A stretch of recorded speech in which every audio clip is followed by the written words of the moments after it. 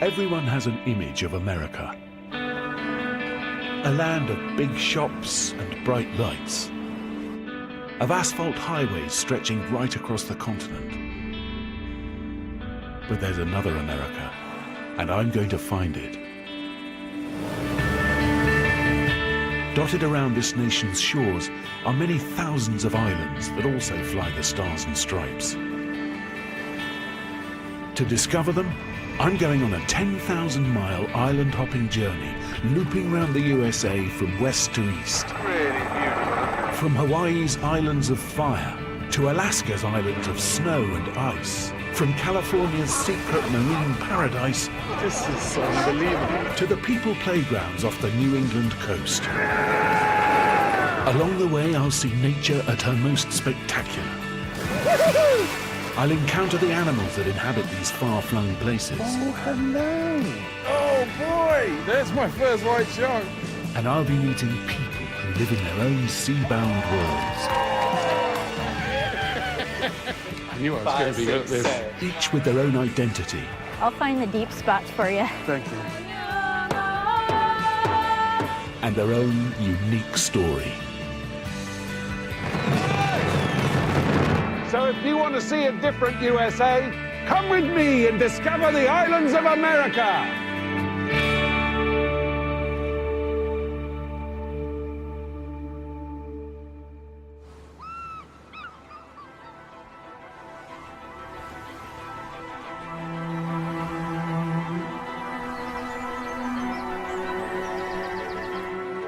These are the San Juan Islands in Washington State, just off America's northwest Pacific coast.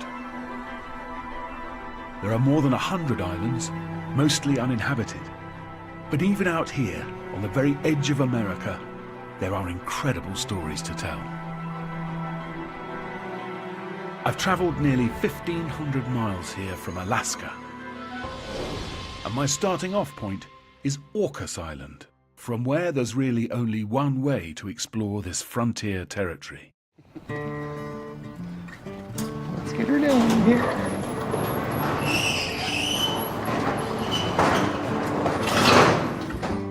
Wow.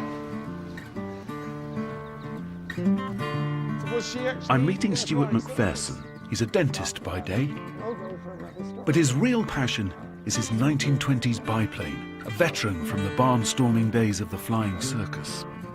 You recreated all the stunts as they were... Yeah, more or less. None of the crashing, of course. No. Stuart prefers to be known as Captain Mac. What's she made of? Aluminium? No, the wings are made of wood. Wood? Wow. Small planes are a common sight around here, used for everything from the school run to popping to the shops. Even an old plane like this makes a lot of sense on an island because you're waterlocked. So to get off the island, you either need to take a ferry or an airplane. So they're just like your Volkswagen, your daily transportation. Oh, well, let's get off the ground, shall we? Getting my 6'3" frame into the cockpit is a bit of a squeeze, although I like to think that I make it look easy.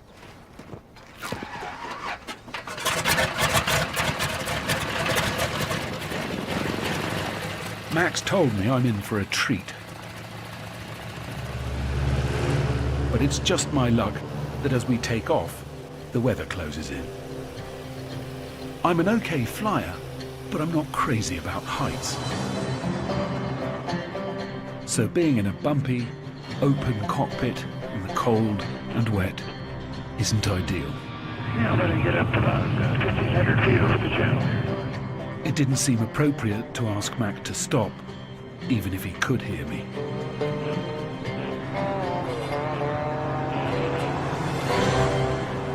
But as I look out, even through my tears, I can see that it's a very beautiful view.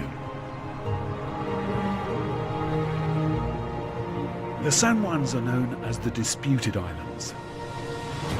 They're so close to the US-Canada border, it's hard to judge where one country ends and the other begins. And down below me on the most populated island, San Juan, crowds are gathering for America's biggest national holiday, the 4th of July, Independence Day.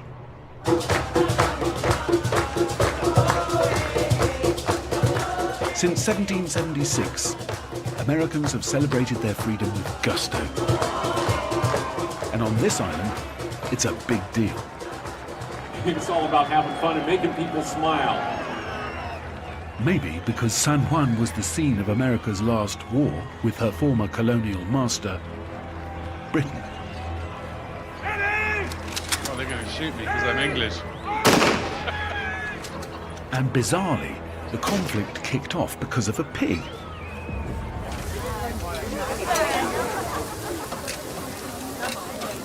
To find out more about the pig war, I'm meeting local historian Robin Jacobson.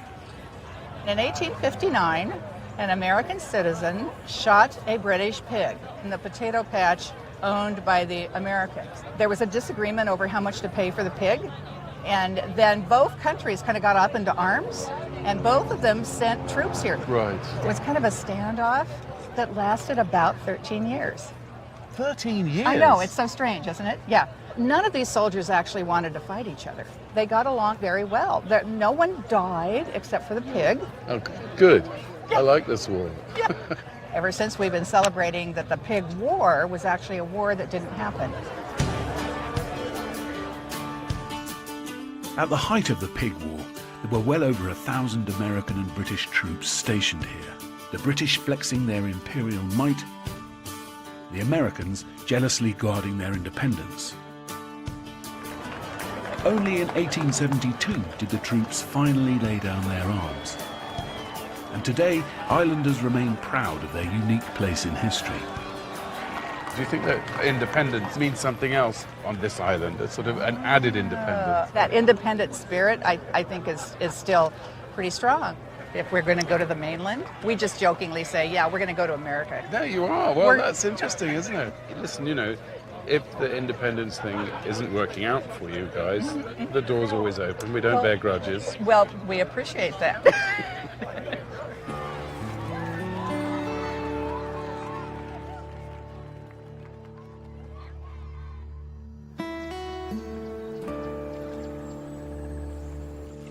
More than 150 years after the pig war, casualty one pig, the British Army camp still survives. It was built here at Garrison Bay on the site of a former Native American settlement. Much of the base remains, including a rather pretty herb and flower garden, originally planted, the story goes, to cheer up a homesick officer's wife.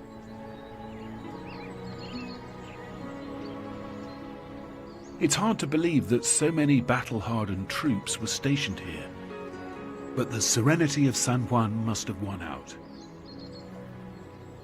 The so-called enemies spent more time picnicking with each other than fighting, and they even celebrated Independence Day together.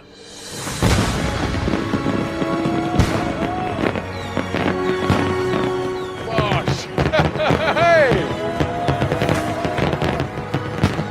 My 4th of July draws to a close with a spectacular fireworks display. Gosh! A traditional finale to the Independence Day celebrations.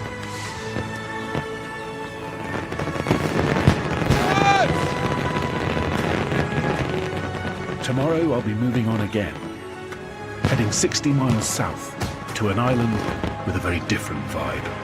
That was amazing!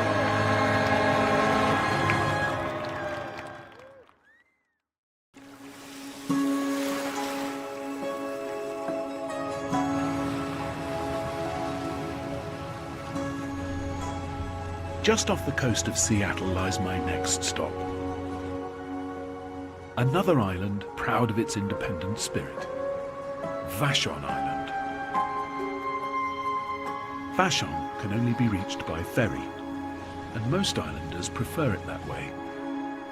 They like having a natural barrier to mainland America.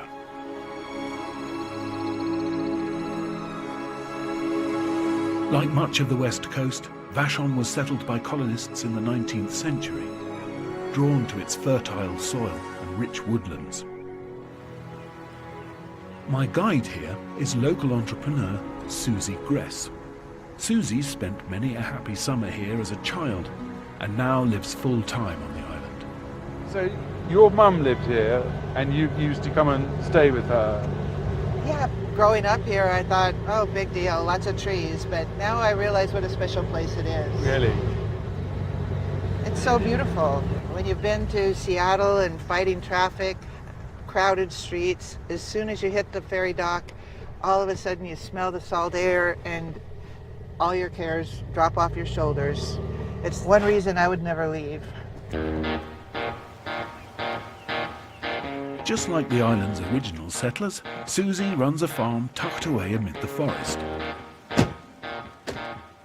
But there's rather more to her than meets the eye. Come on up and see the barn, Martin.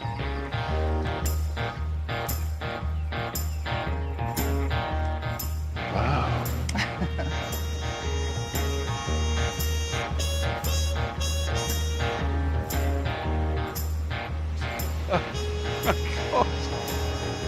Welcome to where the magic happens, Martin. What do you think? When you said you had a farm, I sort of imagined fields and things like this. Not. Oh my goodness. Oh my word. Susie runs Vashon Velvet, It's extraordinary. a business growing cannabis on an industrial scale. Oh wow, look at the colours. That's not the lights, is it? No. It is that colour. It is. This is called blueberry sapphire. Looks like autumn, doesn't it? Yeah, it does. Yeah. Back home, growing this much weed would see you put behind bars. But here in Washington state, cannabis was legalized in 2012, making it one of the very first places in the US where you're allowed to get high. This is Rude Boy, one of our new Rude Boy. strains, right? Each cannabis plant contains over 500 different chemicals, and Susie's developed distinct strains, each with their own special characteristics. What sort's this? This is our Canasutra, Martin, that I think you'll really enjoy. Tends to be very sexually arousing. So can I pack some up for you to take home? What are you suggesting? Come and see Acapulco Gold. I think you'll like this one. But be warned though, some of her plants can be mind-boggling. It has such a crazy high. It's almost like LSD. Oh, is it? Take a whiff. I love that smell. It smells like a gas station in the middle of a lemon grove. I'm getting a bit of lemon. Are you getting the diesel? I'm not quite getting the diesel. I'm not there yet. You're going to wear out my plants. Sorry. Sorry, mate. Well, how did you get going with this? Why? My husband had died, and when that happens, it kind of pulls the rug out from under you. You know, all the plans that we had for retirement go up in smoke, and I realized I had to start a new life.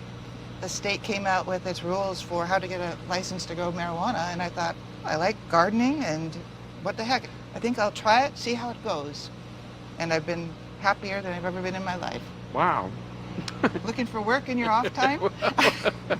We could use another trimmer. Oh, really? More than half of US states now allow marijuana's medicinal use, though most still regard its recreational use as a crime, classifying it as an addictive, dangerous drug. But here on Vashon, 3 out of 4 islanders backed a more liberal approach. As long as you're 21, you can buy cannabis openly. Susie sells much of hers at a state-licensed store on Vashon's High Street. I'm getting a whiff now. Even though it's packaged, it comes through. Wow.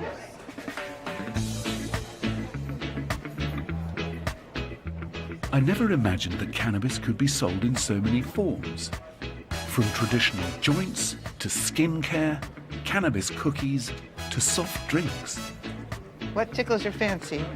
We have hard candy, soft candy. It's just everything.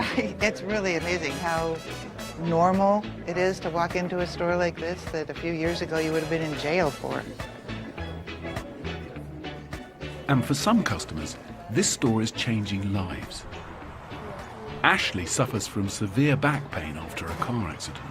I'm not from here. I was living on the East Coast. I'm And where basically you a in- medical refugee. Oh, you are? You literally, Yeah. because it wasn't legal where you Yeah, were. it wasn't legal. It was not legal in Georgia. I deal with chronic pain on a daily basis, so cannabis is my lifesaver. Well, you hear this over and over again that it's a brilliant painkiller, is it? And Yeah. it's not making you stoned. It's not making me stoned at all. At all? I can function normally. I have 2 kids, and they don't notice, really, other than I'm happier. Because I've heard people talk about smoking too much cannabis and getting sort of paranoid and getting into, and you don't get any of that. Yeah, sometimes people get paranoid, but I don't have that problem myself, Will you and I not smoke smoke? quite a bit. Oh, yeah, Yeah, right. I smoke quite a bit, yeah.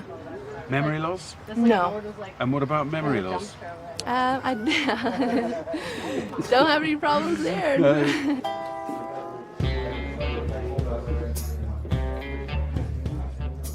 Last year, Washington State took over $300 million in tax from cannabis stores like this one. More than it earns from alcohol.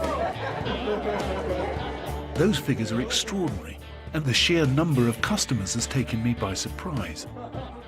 The pot business may divide opinion, but in this land of opportunity, cannabis has become a multi-billion-dollar industry.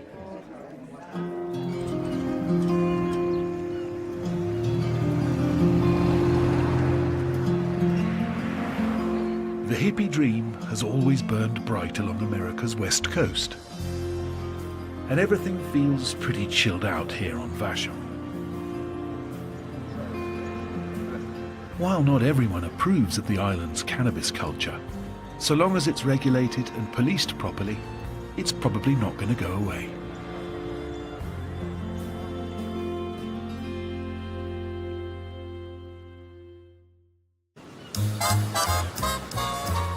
Los Angeles in California. With a population of over 4 million, it's one of America's biggest and most glamorous cities. All bronzed bodies, biceps, and beautiful beaches. But just out across the Pacific, there's a very different America, of which most of us are oblivious. I've travelled from Seattle down America's west coast to visit the Channel Islands National Park. Known as America's Galapagos because of their unique wildlife.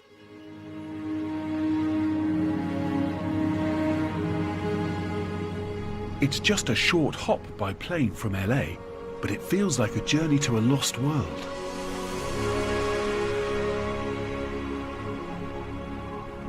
The Channel Islands have relatively few visitors. And that isolation from man has proved to be good news for their animal inhabitants.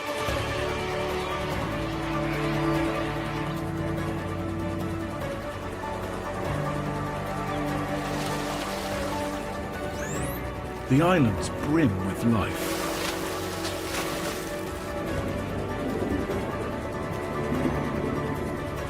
Birds crowd the cliffs. And the beaches are packed with vast colonies of seals and sea lions.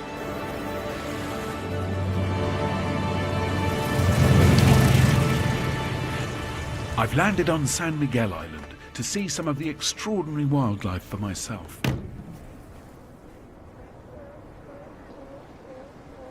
The landscape might look barren, but I can already sense the energy of the natural world around me. There's an incredible phenomenon that everywhere you turn your head, I haven't seen any yet, but I can hear the sound of seals or sea lions. Because my ears are at right angles to my head, I only hear what's straight ahead. So everywhere I turn, there's a different bunch of them making a different set of sounds. Can't wait to see them.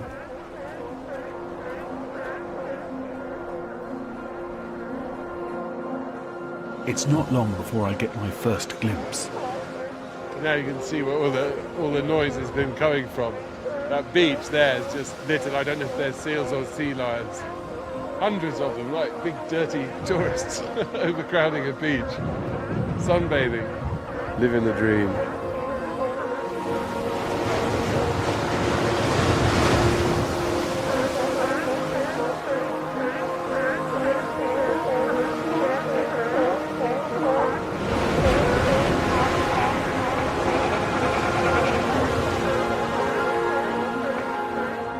Dr. Tony Orr is a conservationist. Hi, Tony. Hey, Mark. How you doing? Doing good. Welcome to San Miguel. Thank you very much. It's great to see these guys, because from the interior of the island, all you can hear is this barking, but you can't see where it's coming from. Nice to put a face to the bark. Yeah, absolutely. There's a lot of them down there, so let's go take a look. Yeah, cool. San Miguel Island is home to well over 100,000 seals and sea lions. What do you think? Oh my word. It's one of the world's largest colonies, and I'm here at the peak of breeding season. The beach is packed with newborn pups, protective mothers, and aggressive territorial males.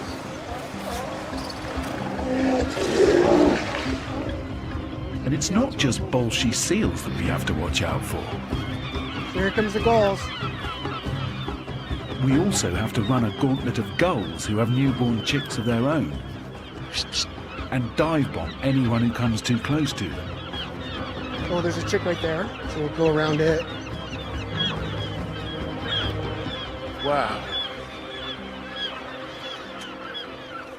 All right, welcome to the Moon Blind.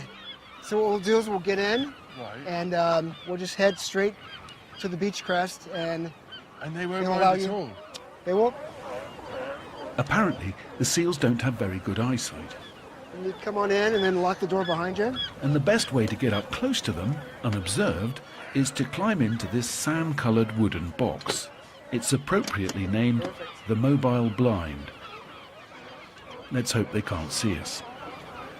So we'll go nice and slow. Okay. On the left here is where you have a group of breeding Oh, animals. he's a big fella. Yes, he is. It's so funny to be so close and kind of semi-invisible in this Dad's Army prop rickety box on wheels. Purpose-built sealmobile. Pretty smelly too, aren't they? Yeah, they are. There he is. This is unbelievable. Yeah, a lot of animals Right here. smack in the middle of them all. It's a real privilege, thank It's you. a good place to watch the show. You've got comedy, you got drama, action, romance. Got it all here. Yeah. Oh, here we go. Whoa. Oh, watch this. Yeah. Oh, they move so fast, don't They they? are. They're very quick.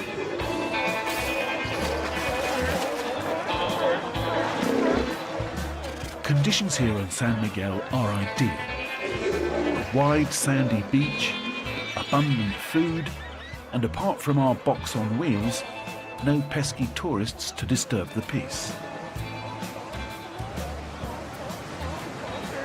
Oh, look at the tiny ones. Sounds like a little lamb.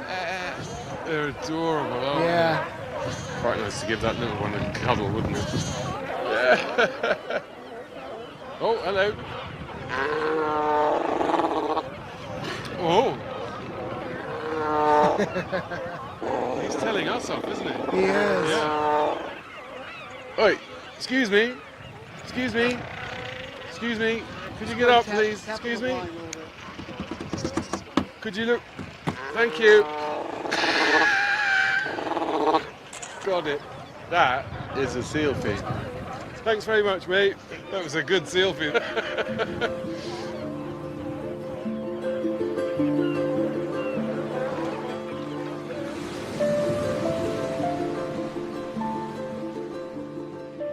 San Miguel Island is over 25 miles offshore. And this remoteness has created a unique ecosystem. Plant and animal species have evolved here which can be found nowhere else on Earth. The diminutive island fox is one of them. This evening, I'm joining Ranger Stacey Baker, setting fox traps as part of a remarkable conservation program. There's even a little fox trail, so somebody goes in this ravine. We can set the first one there. Which is the front, which is the back? So this is the front of the trap. Okay, and we that can have facing that- down? Yeah. What's the bait you put in? We bait the traps with a mix of dog and cat kibble, and then we also use a loganberry lure. But it's pretty strong, so that'll get them to the trapping area. Trapper's choice for the stink you really want.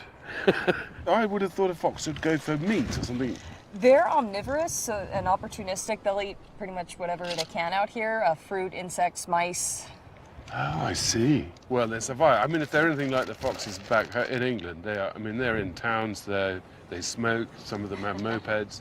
They're real survivors. Yeah, they do pretty well. Yeah. So to set the trap, we pull this little hook on the edge, and so fox walks in, hits the treadle, and Got it. lid goes down. And how many traps have you got out? We're gonna set 10 traps by Right. the end of the day. God, I hope we see one. Once we've set our traps, it's a matter of waiting until tomorrow to find out whether our trapper's choice bait has enticed a fox or not.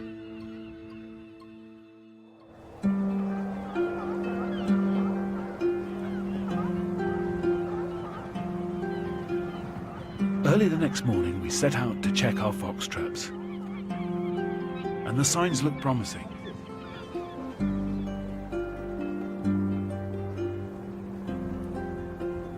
Oh, hello, little fella. Oh, hello.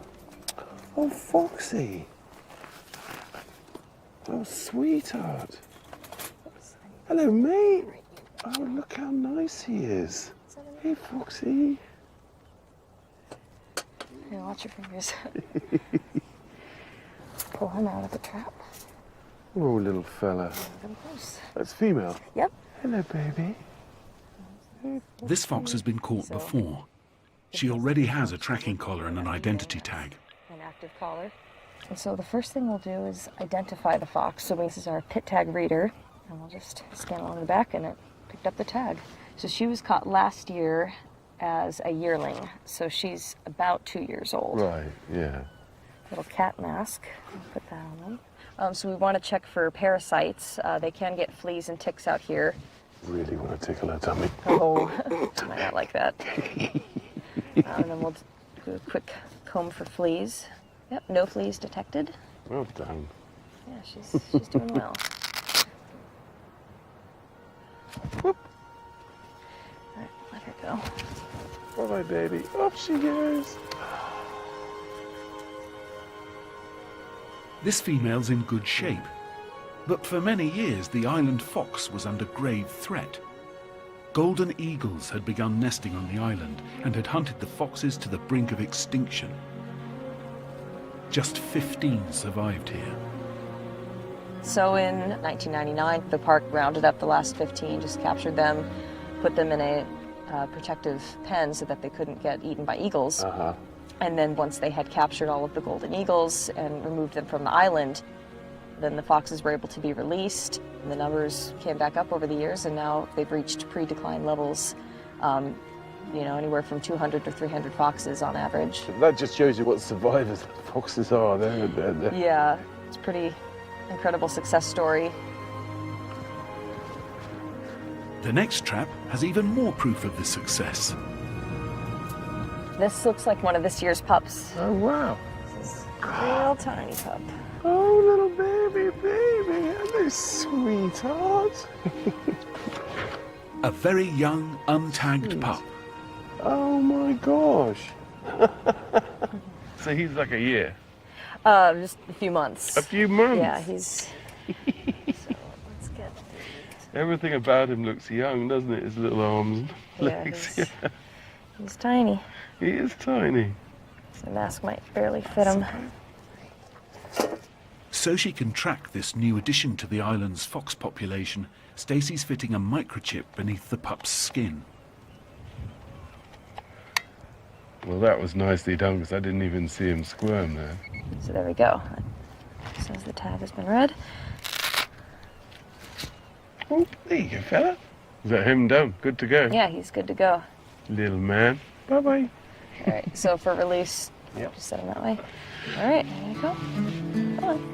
Boop, boop, boop. Oh, God, he's tiny.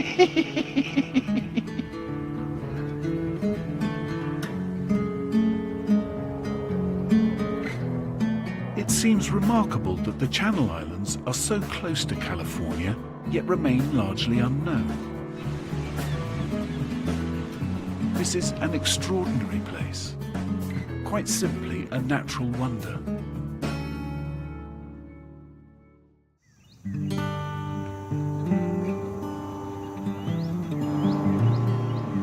I've left the remarkable wildlife of the Channel Islands behind. And I've come to Louisiana in the deep south, a low-lying region crisscrossed by slow-moving waterways, or bayou. It's a 2,000-mile journey across the states to Avery Island.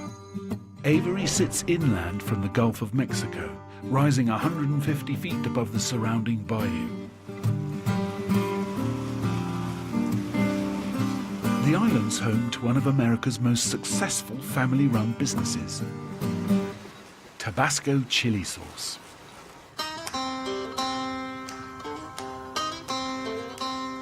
Chili peppers were first planted here over 150 years ago by Tabasco's founder, Edmund McElhenney, a former banker with a love of hot sauce.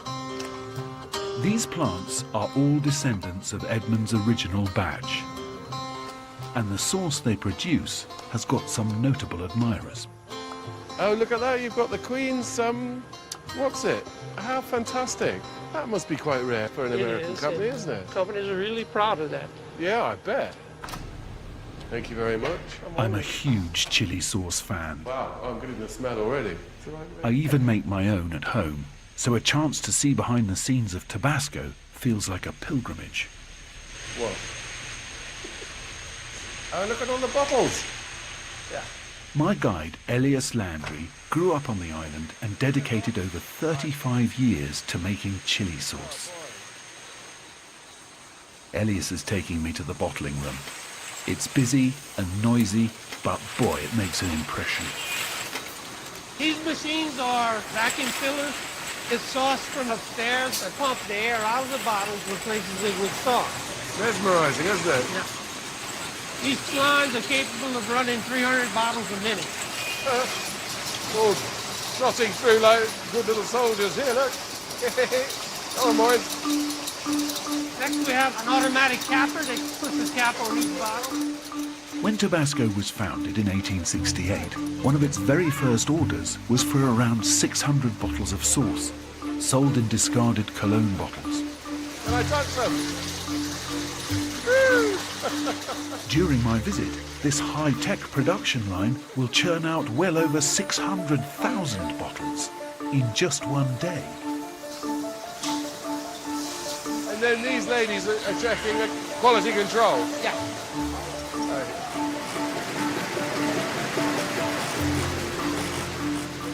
Tabasco has proved a global hit. It's sold in over 185 different countries. South Africa. It should be the whole order. That whole line, South Africa. Where's that one going? That's going to Belgium. Germany. Yeah. Germany. Nigeria. Nigeria and Senegal. I can't, I'm so excited. Just to see it all come literally down a line. Yeah. And all of these bottles in everyone's homes all around the world all took that little journey. Yeah. We've been doing it like this for 150 years. Amazing.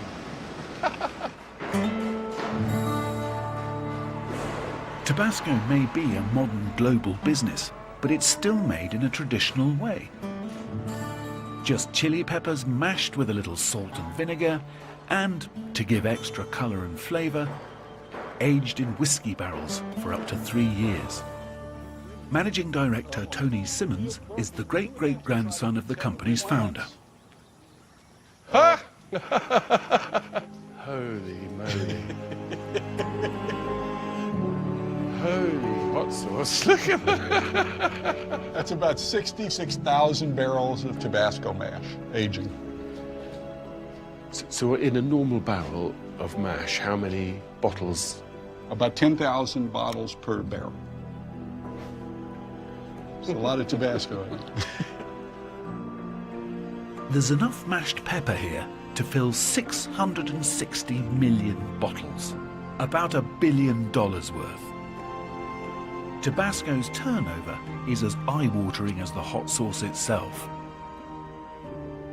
So Martin, what we're looking at is 2 barrels of Tabasco pepper mash. And this is mash that we've aged for up to 3 years, and now we would be ready to make Tabasco. You measure heat in food in what's called Scoville units. That's it, yeah. The regular red Tabasco has a Scoville rating of between 2,500 and 5,000. This mash would be somewhere between 35,000 and 50,000 Scoville units. So we don't. I'm not going to taste this, am I? If you want to, I will. I do it every day. Do you? The way I taste it, Martin, is to take it and put it on the tip of my tongue and hold it there, and then I spit it out because it's almost too hot to eat. But you'll taste salt out on the edges of your tongue where you taste salt, and about the time you say this isn't that bad, the heat will come at the back of your throat. That's exactly the timing. I was just thinking, actually, this is delicious. And then it hits you.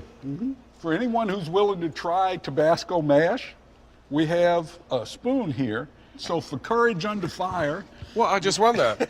You just won that. Yes. For tasting the mash. Oh, thank you for that. This day's just going to get better and better, isn't it? Thank you. But yeah, it's strong. Yeah. But when you cook Tabasco, the heat cooks out. Yeah, What stays is flavor. Yeah, I keep telling my wife that, so I put it in when she's not looking. Yeah. Oh, don't use that bit.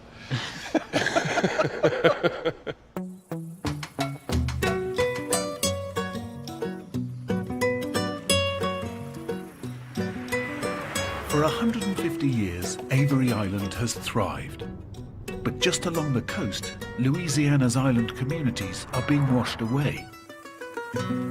Destroyed by climate change, rising sea levels, and violent weather. In August 2005, the full force of nature's power swept across the state. Hurricane Katrina flooded the region's largest city, New Orleans. Over 1,500 people lost their lives. 1 million were left homeless. More than 10 years on, over $20 billion has been spent building new flood defenses, dubbed the Great Wall of Louisiana.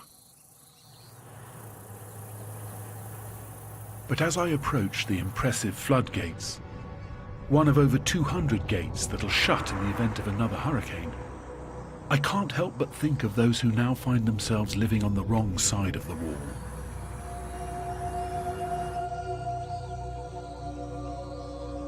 There's a lot of dead trees this side of the wall, whereas the other side of the wall, they all look quite healthy. All these plots must have had houses on them. The driveway and the infrastructure's all there. Wow. The river here is only 2 foot short of the bank. It wouldn't take much to flood over. See, everyone's built their houses on stilts, or they're just in mobile homes where they can leg it. Oh, look at this one. Right up on stilts. But you wonder if a hurricane came through, it might just knock that over, right? See what we'll do. I'm heading to Delacroix Island to meet a local fisherman, Thomas Gonzalez, whose family have lived here for generations. You sort of think, well, why live here? But I suppose people want to live where they live, don't they? I don't know. I guess Thomas will have a view on that.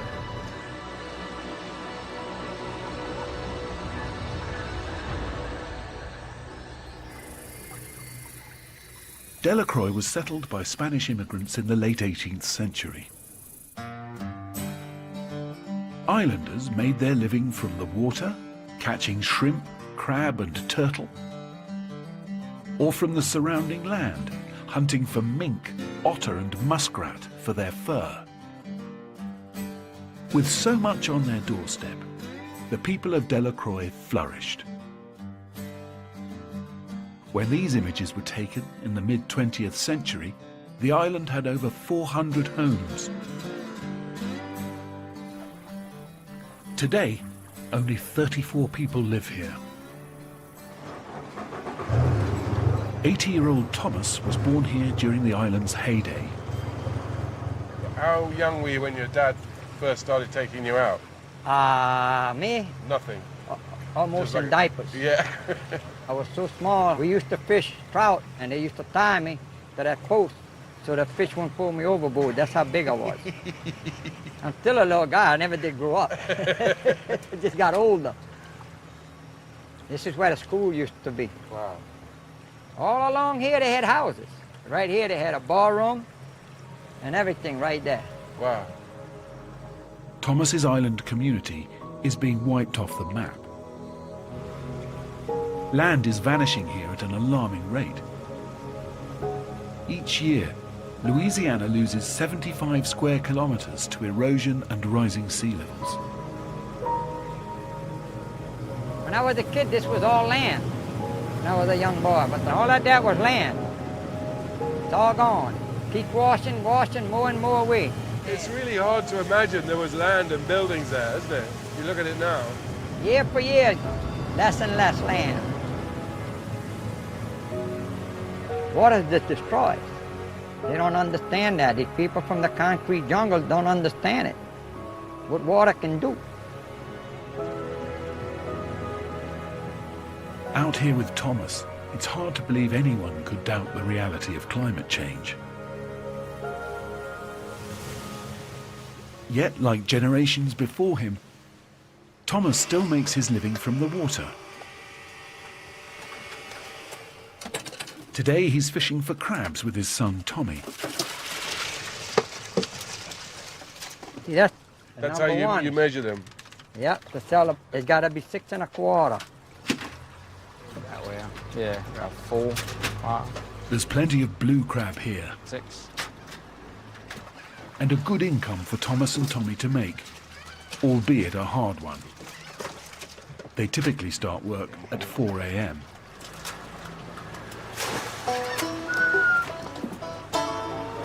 Now you think you got enough.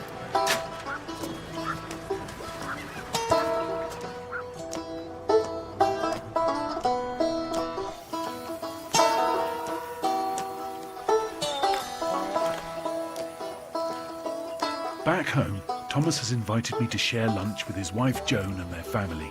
Y'all want beer, water, what? I'd love a beer, thank you. We're having a traditional Cajun dish, crab boil, which you'll be surprised to hear is crab boiled, albeit with sausage, veg and spices. Do you just eat the legs of the crab, or do you get in there? No, you get in the bone. The body of the crab. Yeah, I'll show you. Open it up. Break it open. Good stuff, huh? Oh, that's really good. Beautiful. Well, lovely. Thank you. It's the same thing with this side. It's real activity food, isn't it? Yeah, you gotta work for it. Tommy's moved his family behind the wall. But despite all their difficulties, his parents are determined to stay. They live in a house on stilts, 17 feet up in the air. Though during the last major flood, that was only just high enough. This is after the water went down some. We had 14 feet of water in here. Oh my God. Took that. It took the second floor out. Yeah. All of this was This gone. was gone. This is 17 where we at. Right. And it was 14, so we didn't have much more for it to get to the trailer up there. How fast was the wind? That's what's so weird about it. It wasn't such a strong hurricane to do, but it did a lot. Do you worry about the future here? Yeah, it's because we don't know how long we're going to be here when it all washes away with the land disappearing. So we just live day to day and year to year and see what happens. And that's the problem we had. Unlike Thomas and Joan, many islanders have had enough. Their homes now left empty and abandoned. I was born and raised here. From hurricane to hurricane, it keeps going. You're talking like you think there's going to be another hurricane. Oh yeah, we're gonna get many more. Really? Because you don't have nothing out there. When I was a young kid, we had barriers, we had land out there. Miles of land out there. That's not there no more. And what about that wall down the road? What do you make of that? That wall? Yeah. I see another hurricane come in like Betsy gonna knock it down. So you don't think it's going to work? You don't think it's going to work? Really? Wow. With 150-mile-an-hour wind, that tidal wave that's coming with it. Ain't nothing could have stand it. And what about the state, the government? Do you feel like they're The government? Well, man, you hit the worst thing of all. So what's going to happen? What's gonna happen? I don't know. I love it here. This is the freedom of life. I'm my own boss, go when I want, come home when I want. That's my freedom. You're happy? Right, I'm like that little duck flying south and don't give a quack. That's it. I've enjoyed spending time with Thomas and his family, but I can't help but be worried for them. And for the dwindling island that they call home. Water gave this community life, but ultimately, that water may also prove the death of it.